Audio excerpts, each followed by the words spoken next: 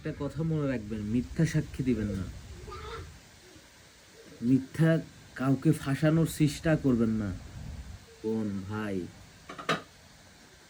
সবাইকে আহ্বান জানাই, মিথ্যা সাক্ষী আপনি সাময়িক দিয়ে একটা মানুষকে পিছিয়ে দিবেন, ক্ষতিগ্রস্তর মুখে ফেলবেন, তাকে লাঞ্ছিত করবেন, অপমান করবেন, কিন্তু আপনাকে আল্লাহ তাআলা এমনভাবে অপমান করবেন আপনি নিতে পারবেন না। মিথ্যা সাক্ষী কারোর পক্ষে ভালো নয়, কাউকে দিবেন না। মিথ্যা অপবাদ কাউকে দিবেন না।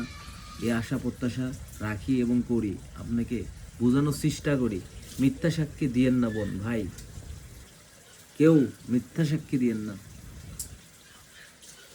স্বার্থের কারণে, লোভের কারণে, কোনো একটা কারণে মিথ্যা কথা বলার চেষ্টা করতেছেন, ওই মানুষটাকে ফাঁসানোর চেষ্টা করতেছেন। কেন ভাই, কেন? আপনিও মানুষ, ও মানুষ, ওই মানুষের জন্য মিথ্যা কথা কেন? সত্যটা বলেন। সত্য কথা বললে বুকে শক্তিটা বেড়ে যায়, হার্টটা ভালো থাকার চেষ্টা কর, মনে হয় আমার হার্ট ভালো। মিথ্যা কথা বললে মনে হয় আমার কিছু নাই, পাসপোর্ট কিছু ভালো নাই।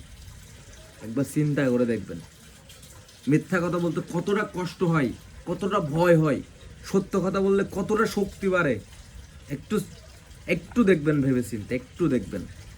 অতএব আজকে নির্বাচনের দিন, কালকে রাতে যারা মিথ্যা কথা বলছেন আল্লাহর কাছে মাফ চান। অযথা যারা কথাগুলো প্রয়োজন নয় বলার, ওইগুলোও বলতেছেন।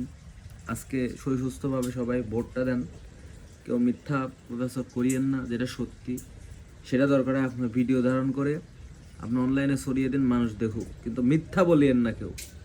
আপনাদের উপর আশা প্রত্যাশা রইল, মিথ্যা কেউ বলিয়েন না। যদি আপনার সামনে কোনো বেবিচার হয়, কোনো অন্যায় হয়, মানুষকে ডেকে দেখান।